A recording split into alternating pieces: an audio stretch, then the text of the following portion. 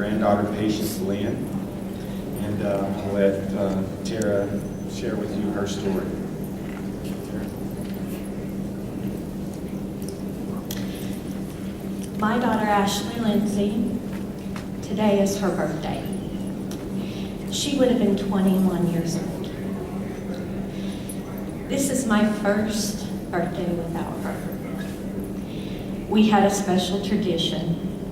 Every year, the first Saturday in December, we decorated our Christmas tree at home. And she was very into the spirit of that.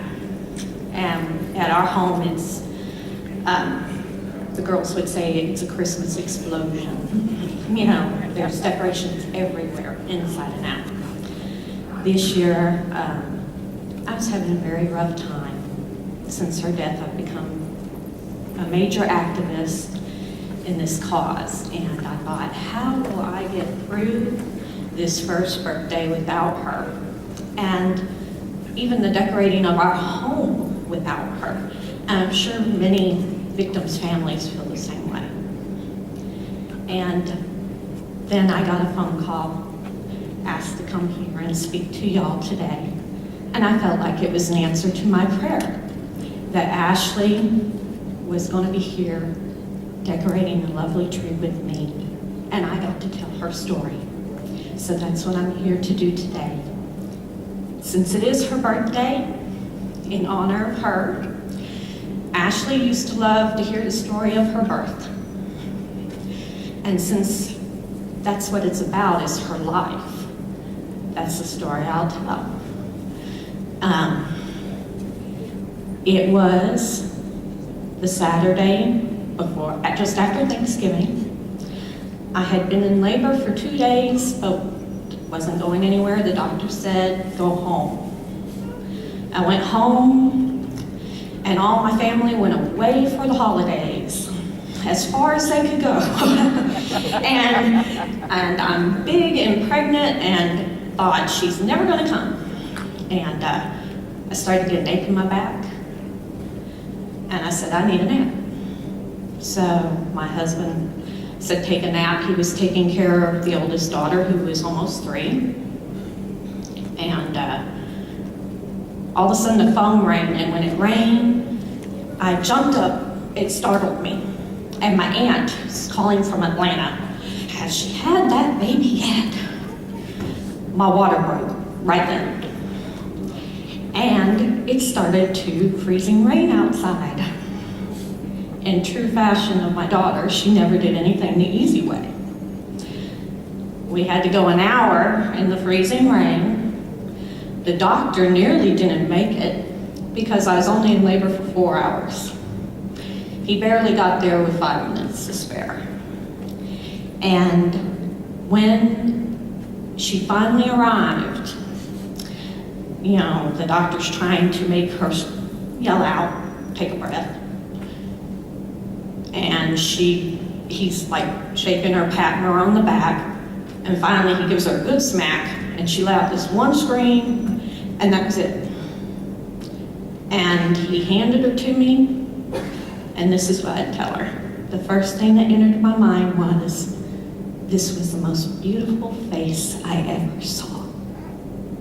I'd had a child before, and with the first child, she turned blue and green and purple, and you're like, oh, you know, how can you change so many colors? And she did not do that. She was the perfect color, the perfect hue, with the perfect face. And she would just tell Mommy to tell me that over and over again, even when she grew up. So Christmas time was always special. She was always the first one up. Even last year, you know, 20 years old, 6 o'clock in the morning. Dad, Mom, get up. We gotta open the presents, you know. As you can tell, she was a very beautiful girl. I was very looking forward to being a grandma. Ashleigh met a man that she thought was wonderful. When we first met him, I thought he was wonderful. He was everything in presentation you would want. He built up her best qualities. He made her feel special. But after a little time, we started not seeing her. Her phones started breaking. And he started isolating her from us. Then we found out then they got engaged. And evidently that's when the abuse really escalated. And that's when he really started isolating her from us. And when we found out she was pregnant, that's when it really changed. All of a sudden she started to tell us certain little things. And you're like, Ashleigh, that's not normal. This is not a normal relationship. Come home, come home, come home. I love him, Mom. I love him. And that's just not love. The things that happened in that home were not love. It was not what she deserved. And that's the typical story of every abuse victim. It went from slapping to hitting to, punching her directly in the face, putting her head through walls, burning her with cigarettes. Took away her birth control so he could get her pregnant. And by the time we figured all this out, she had come home, but she was still not quite ready. Most victims aren't. She left for the first time, and within a week she went back. This was not the girl you think that would happen to. She was very strong, very willful.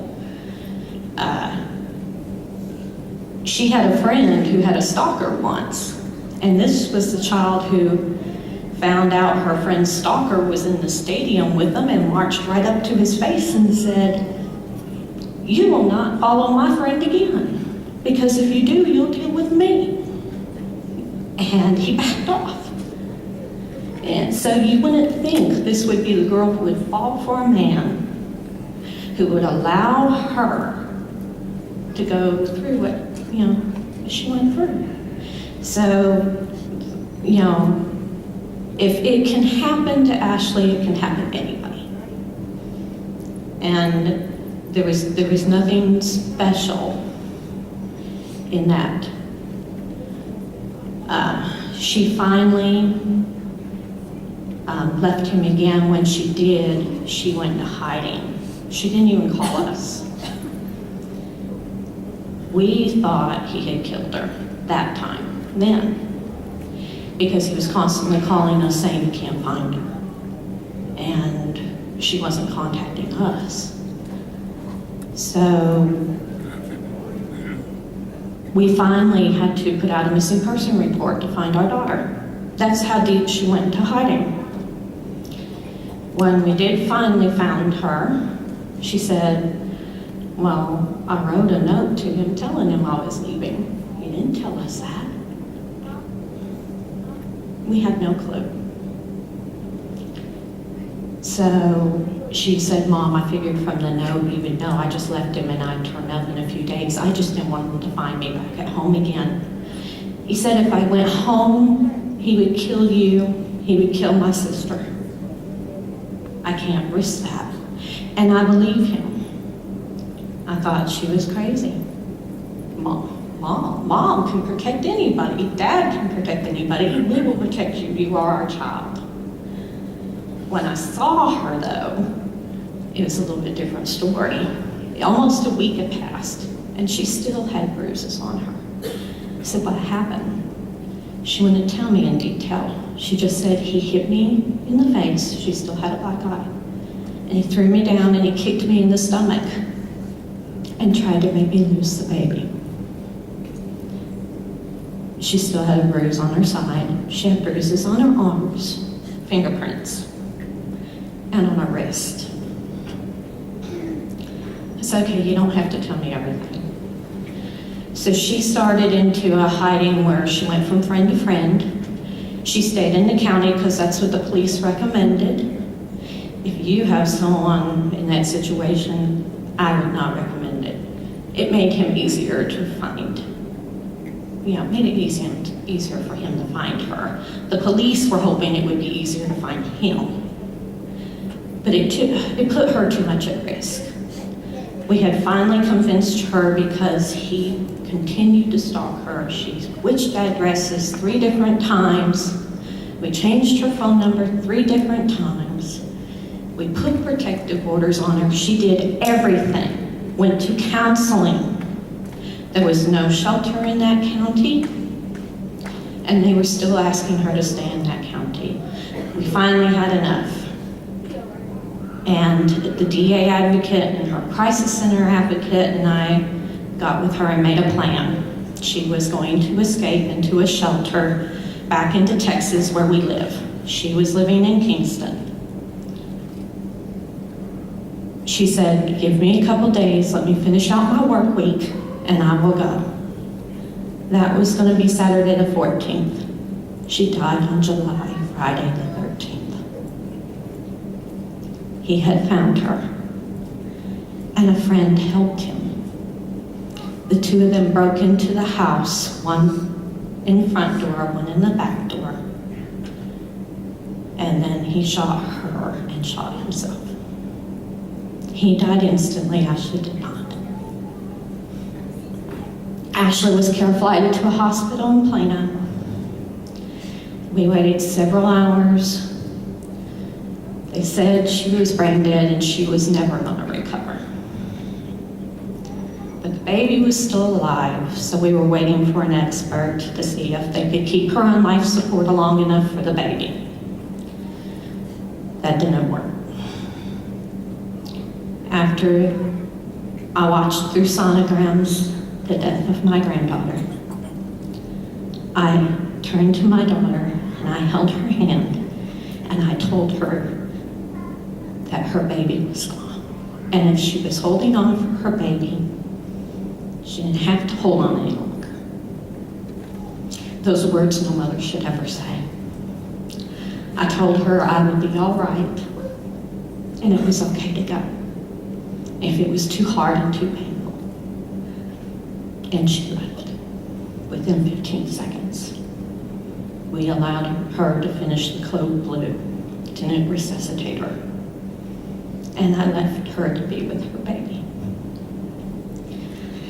After that, through Facebook and emails, my daughter had a lot of friends. A third of her girlfriends contacted me within 3 weeks. They were in an abusive relationship. They didn't want to be like her and wait too long. Some of them had already left.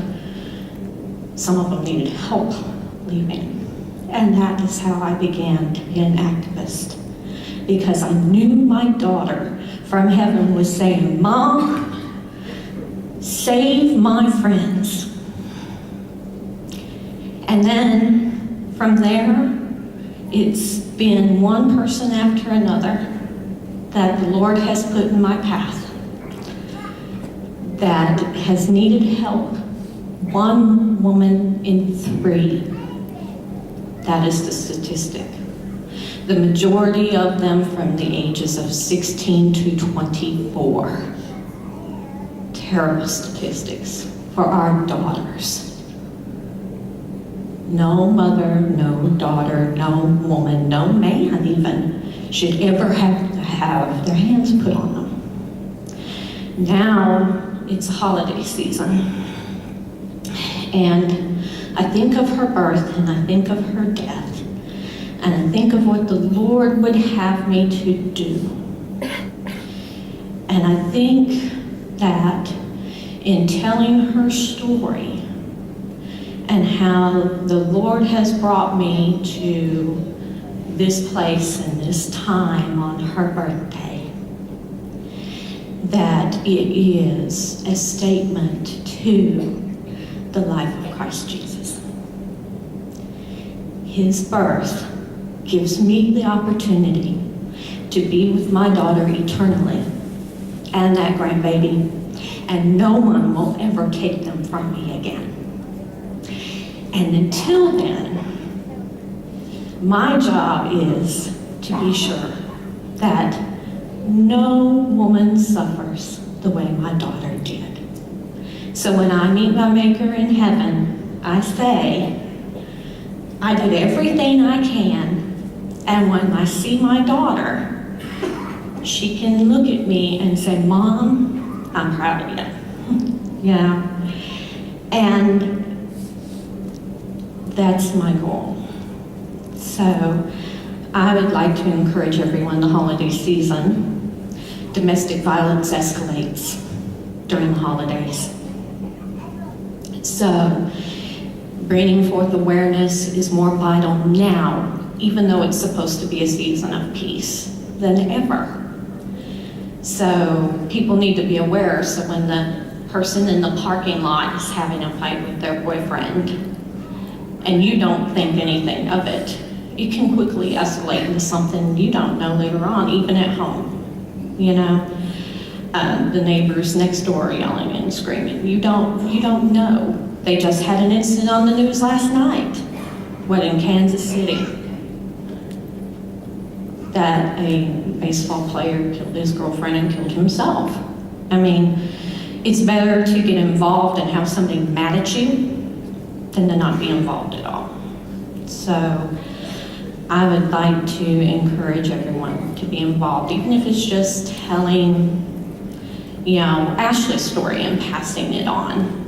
If you know someone in trouble, don't give up on them. Even if they go back a million times, do not give up on them. Because that's the spirit as Christians that we need to pay forward and show Christian love and charity. So I would just like to say happy birthday, Ashleigh. And you have a wonderful day with that beautiful grandbaby I haven't seen yet. And I love you very much. And if you are having a hard time this holiday season because of loved ones you have lost, just remember, we will all be together with them. Nobody can take that from you as long as you believe in Christ and the hope He put forward for us. Thank you.